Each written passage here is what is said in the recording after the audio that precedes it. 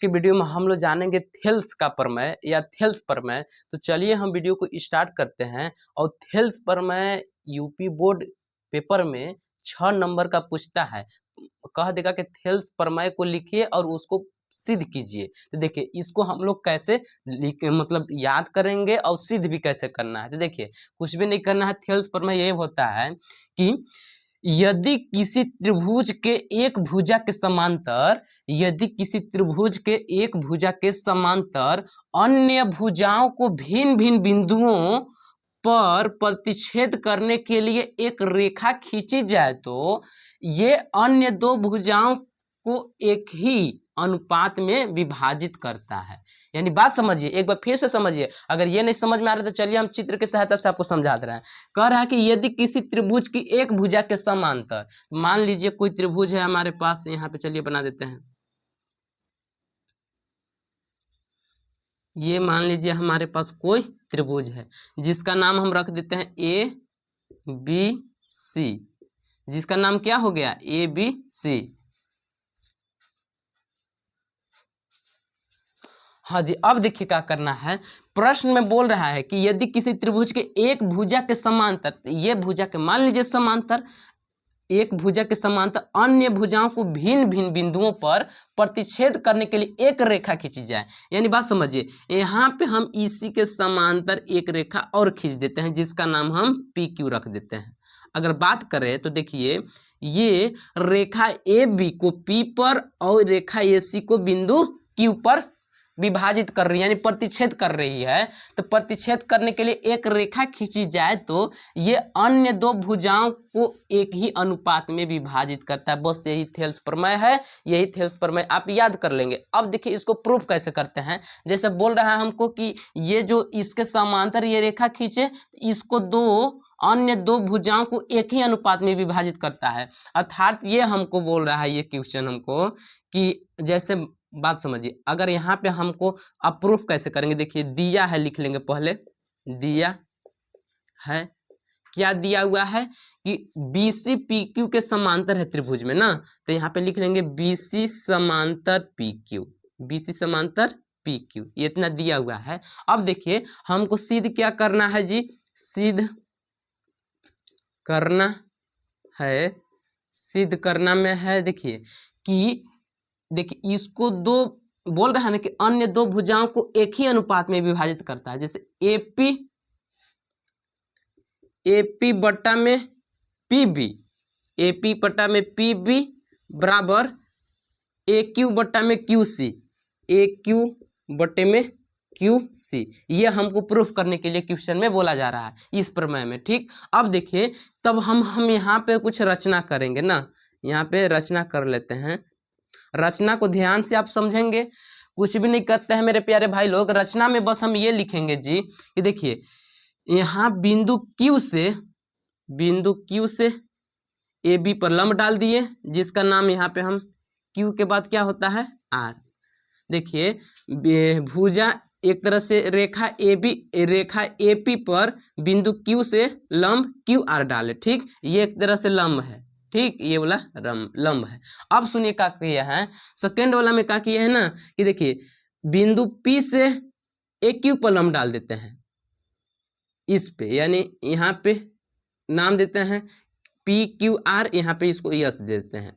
ये भी एक लंब का काम कर रहा है। और क्या करते हैं, बिंदु P से C को मिला देते हैं। बिंदु P से C को मिला दिए और बिंदु B को Q से मिला दिए। इतना आपको रचना में लिख लेना है। यानी लिखिएगा रचना में, हम रचना में क्या किए हैं, लिखेंगे कि QR लंब है, QR लंब है किस पे, AP पर कमा PS लंब है, PS लंब है किस पे, AQ पर। ठीक, और क्या किए हैं, बिंदु P से C को लिखिएगा तथा बिंदु P से C को कमा बिंदु B से क्यू को मिलाया। रचना में बस हम इतना ही किए हैं। अब देखिए रचना तो इतना हम करबे किए हैं मेरे प्यारे भाई लोग।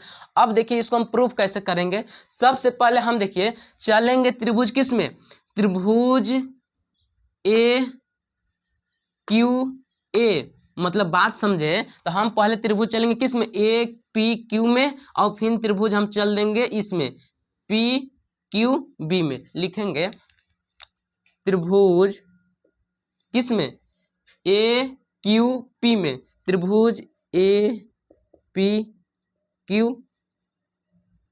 में, नहीं इसका हम क्षेत्रफल निकाल लेते हैं। त्रिभुज ए पी क्यू का क्षेत्रफल, जब बताइए 6 का मतलब समझिएगा क्षेत्रफल लिखा हुआ है ना।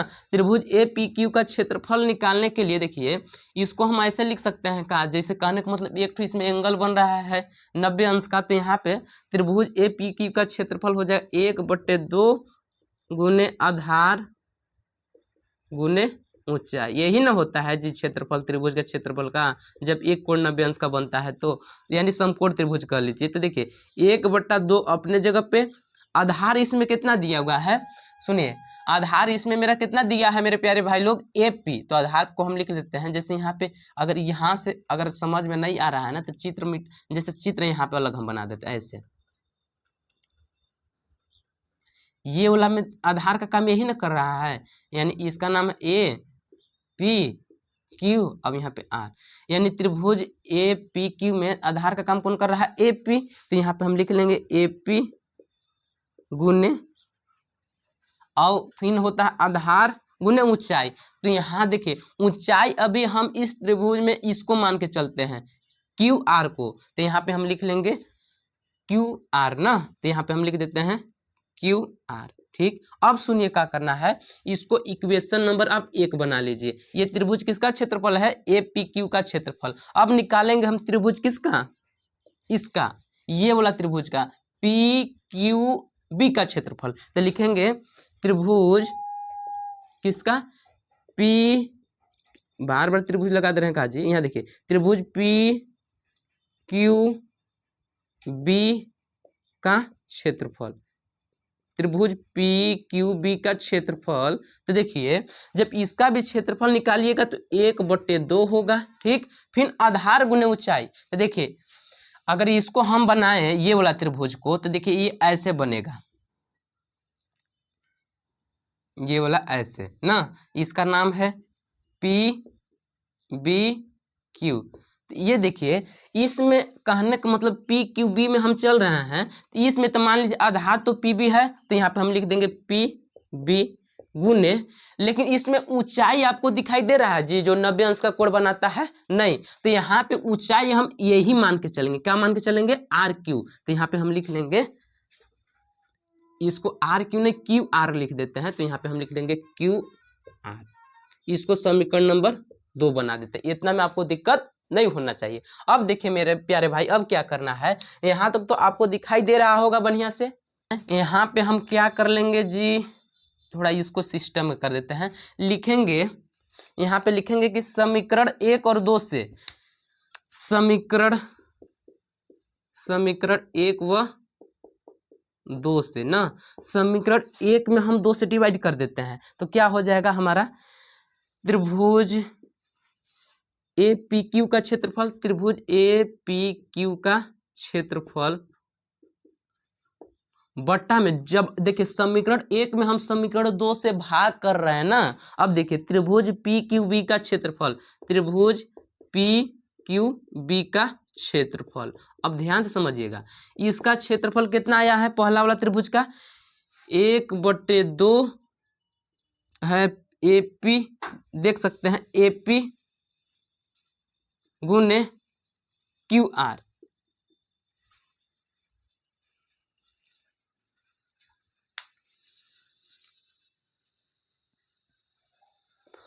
हाँ जी, तो देखिए दूसरे वाला त्रिभुज का ए पी गुने पी क्यू, हाँ जी दूसरे वाला त्रिभुज का क्या क्षेत्रफल है, अब देखिए दूसरे वाला त्रिभुज का क्षेत्रफल है 1/2 पी बी, तो यहाँ पे हम लिख लेंगे 1/2 पी बी गुने क्यू आर, यहाँ पे हम लिख लेंगे क्यू आर। देखिए यहाँ पे क्या करना है, 1/2 से 1/2 को काट दिए, ठीक, और क्यू आर से क्यू आर को काट दिए, तो यहाँ पे क्या निकल गया मेरा AP अपान में PB, AP अपान में PB। इसको समीकरण नंबर EX बना लीजिए। कितना? समीकरण नंबर EX। अब देखिए क्या करना है, अब हम देखिए मेरे प्यारे भाई लोग, अब इसी त्रिभुज से चलेंगे, लिखेंगे त्रिभुज APQ में तथा त्रिभुज PQC में। कहने का मतलब देखिए उल्टा, जैसे एक बार इधर से चल दिए थे, अब एक बार इधर से चल देंगे, तो लिखेंगे त्रिभुज APQ का क्षेत्रफल। अब देखिए यहाँ भी हम इसी का क्षेत्रफल निकाले थे, लेकिन हम इसको ऊंचाई को चेंज कर देंगे। इसमें हम ऊंचाई QR माने थे, लेकिन इसमें हम PS मानेंगे। तो देखिए 1/2 आधार, इसमें आधार कौन है? जैसे मान लीजिए ना, अगर हम चित्र से हटा, इसको चित्र मिटा देते हैं, जैसे ये वाला देखिए, इसमें हम ऐसे मिटा दिए, देखिए यहाँ पे इसको थोड़ा मिला देते हैं। अब देखिए इसको भी थोड़ा ऐसे मिटा देते हैं, तो देखिए इसमें हमारा आधार AQ है, तो यहाँ पे हम लिख लेंगे AQ, ठीक, गुने AQ आधार हो गया। उसके बाद ऊंचाई हम उस अगर लिए थे पहला कंडीशन में तो इसको माने थे, लेकिन ऊंचाई अब इसको मानेंगे यानी PS, तो यहाँ पे हम लिख लेंगे PS। इतना में तो आपको कोई दिक्कत नहीं होना चाहिए। अब देखिए क्या करना है, इसको समीकरण नंबर यहाँ तक 3 तक बना दिए थे जी, इसको समीकरण नंबर हम अब 4 बना देते हैं। किस समीकरण नंबर, सॉरी 3 बनाएंगे जी, यहाँ पे हम समीकरण नंबर 3 बना देते हैं। अब देखिए क्या करना है, फिर हम त्रिभुज इसका निकालेंगे क्षेत्रफल PQC का, तो लिखेंगे त्रिभुज PQC का क्षेत्रफल। त्रिभुज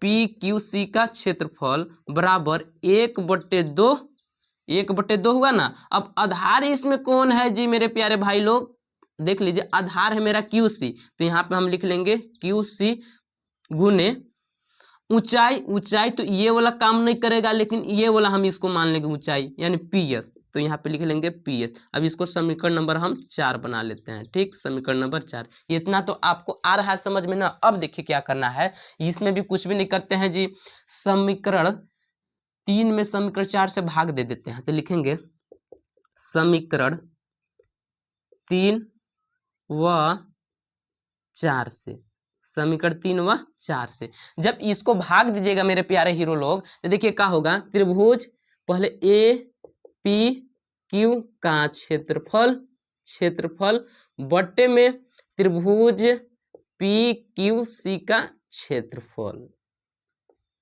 बराबर कितना, देखिए अब हम इसको यहाँ पे लिख देते हैं 1/2 गुने AQ गुने PS, अब बट्टे में कितना 1/2 गुने QC गुने PS। जब इसको आप भाग दीजिएगा तो देखिए 1/2 से 1/2 कैंसिल हो गया और PS से PS कैंसिल हो गया, तो केवल कितना बच गया जी, यहाँ पे इस चित्र को अब हम मिटा देते हैं ना, चित्र को मिटा दे, हाँ जी, तो यहाँ पे चलिए इसको मिटा देते हैं मेरे प्यारे भाई लोग। अब देखिए लिखेंगे यहाँ पे क्या बच गया, केवल AQ और बट्टे में क्या QC, बट्टे में QC। लेकिन अगर अब सुनिए यहाँ पे हम लिख लिए AQ अपान में QC। सुनिए अब क्या करना है, लेकिन देखिए यहाँ पे कहने का मतलब इसको अब हम जैसे यहाँ पे त्रिभुज PQC का जो क्षेत्रफल था, जैसे चित्र में अभी हम बताया था आपको, चित्र यही ना, कहने का मतलब अगर हम आपसे कहे ये वाला त्रिभुज PQS और त्रिभुज कौन PQC, त्रिभुज PQC, ये देखे तो हम लोग ये दोनों समांतर रेखा है, ये दोनों समांतर रेखा हम यहाँ पे देखिए बताए हैं कि BC और PQ समांतर है, तो यहाँ पे देखिए BC और PQ समांतर है, तो याद रखिएगा कि दो समांतर, जैसे मान लीजिए ये देखिए 2 समांतर रेखा है ना जी, 2 समांतर रेखाओं के बीच बने त्रिभुज का क्षेत्रफल हमेशा बराबर होता है, ठीक। कंडीशन ये याद रखना है कि 2 समांतर रेखाओं के बीच, जैसे देखिए ये 2 समांतर रेखा है, इनके बीच ये त्रिभुज बन रहा है, इन लोग का क्षेत्रफल, अब इसका क्षेत्रफल जब निकालेंगे तो आपस में क्या हो जाएगा, बराबर हो जाएगा। तो यहाँ पे हम लिख लेंगे, अब इस चित्र का मेरा काम खत्म हो जाता है, इसलिए अब हम इसको मिटा देंगे, लिख लेंगे एक त्रिभुज का क्षेत्रफल कौन PQB और त्रिभुज PQC बराबर होगा, काहे बराबर होगा जी, इन लोग का क्षेत्रफल। अब देखिए बता देते हैं यहाँ पे,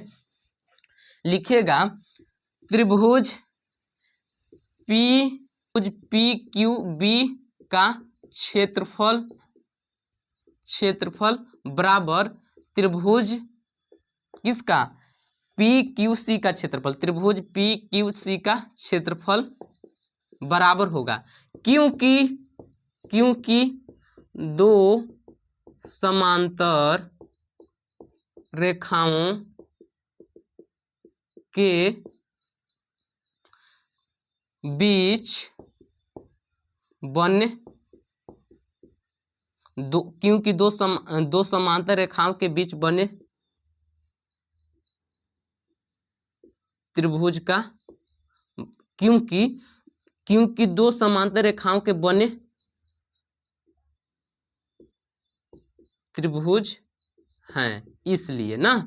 क्योंकि अगर ये बात नहीं समझ में आ रहा होगा ना तो आप कक्षा 9 में ये पढ़े होंगे, आप ये प्रूफ भी किए होंगे कि दो समांतर रेखाओं के बीच बने त्रिभुज का क्षेत्रफल आपस में बराबर होता है। अब देखिए जब ऐसा कंडीशन हो गया मेरे प्यारे भाई लोग, तो देखिए पी क्यू सी यानी पी क्यू सी बराबर क्या लिख सकते हैं, पी क्यू बी लिख सकते हैं ना। तो यहाँ पे लिख लेंगे त्रिभुज, क्या लिखेंगे, ये वाला ऊपर वाला तो सेम टू सेम रहेगा, बोल लीजिए त्रिभुज ए पी क्यू का क्षेत्रफल बराबर बट्टा में, अब क्या लिख सकते हैं, पी क्यू सी के जगह पे हम पी क्यू बी लिख सकते हैं ना, त्रिभुज पी क्यू हाँ जी पी क्यू बी का क्षेत्रफल, ऐसे तो लिखिए सकते हैं ना। तो इसका क्षेत्रफल कितना है, ए क्यू और बट्टे में क्यू सी, इसको समीकरण नंबर वाई बना लीजिए। अब ध्यान से समझिएगा मेरे प्यारे हीरो लोग, यहाँ पे समीकरण x यहाँ पे है और समीकरण y यहाँ पे है। तो देखिए समीकरण x और y की हम तुलना करेंगे तो इधर वाला पक्ष और इधर वाला पक्ष बराबर हो गया। तो जब तुलना करेंगे तो ये वाला पक्ष है, ये वाला पक्ष बराबर हो गया, तो ये वाला पक्ष भी अब ये वाला पक्ष भी क्या हो जाएगा, बराबर हो जाएगा। तो लिख देंगे हम समीकरण x व y की तुलना करने पर, क्या करने पर, तुलना करने पर, जब तुलना करिएगा मेरे प्यारे हीरो लोग, तो देखिए इसका ए पी क्यू, यहाँ भी ए पी क्यू, यहाँ भी पी क्यू बी, यहाँ भी पी क्यू बी, ये दोनों बराबर है। तो जो बराबर चीज रहता है उसको नहीं लिखते हैं, जो बराबर नहीं रहता है उसको लिखते हैं। जैसे यहाँ पे ए पी बट्टा में पी बी है तो यहाँ पे लिख लेंगे ए पी और बट्टा में पी बी, तो यहाँ पे लिख लेंगे पी बी बराबर, यहाँ पे क्या है, ए क्यू और बट्टे में क्यू सी। यही हमको प्रूफ करना था, यही मेरा थेल्स प्रमेय है।